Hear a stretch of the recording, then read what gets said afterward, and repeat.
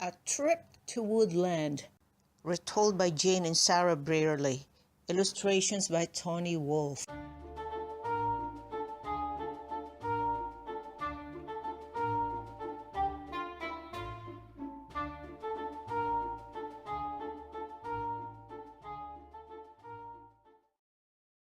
And counterattack!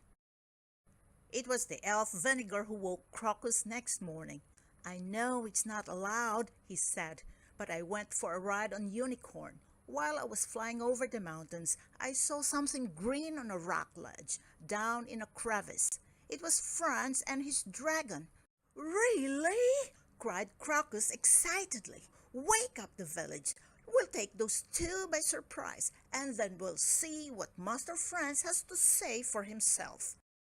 Crocus asked Peregrine Falcon to fly out and take a look. "We couldn't land on that ledge," was the discouraging report. "The crevice is too narrow." What were they to do? This was their only chance. They must make the most of it. But who would be able to land on the ledge in the narrow crack so silently that the dragon wouldn't wake up and spit fire? There was a tense silence as the gnomes and woodland folk thought and thought. Then up piped a tiny voice. "I think I might have an idea." Everyone turned around. Who had spoken? It was Caterpillar, the slowest walker in the wood.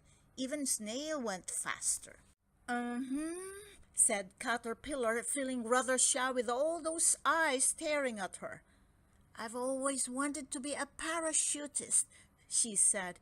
"If we caterpillars were to jump into the crevice, Franz would never hear us coming.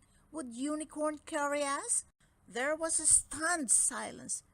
"Good for Caterpillar," said Redbeard. "What a brave and brilliant idea! But what will they do once they've landed?" he muttered to himself. "Aha! I know! If they chew holes in the dragon's wings, Franz will be grounded." By the light of the silvery moon, Unicorn flew over the crevice, leaving a trail of tiny parachutes. All the caterpillars landed safely and silently. In no time at all, they had chewed dozens of holes in the dragon's wings.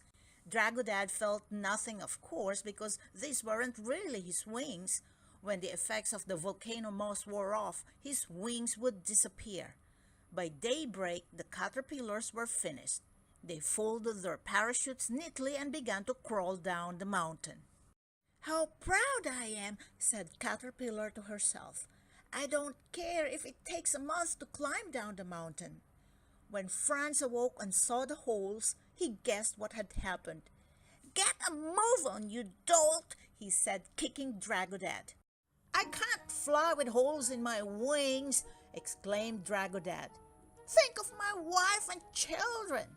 "Stuff and nonsense," snapped Franz, climbing into the saddle. "Jump!"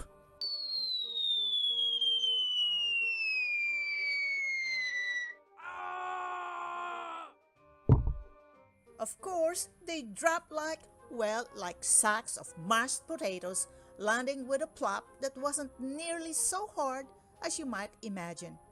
Even so, they were knocked unconscious.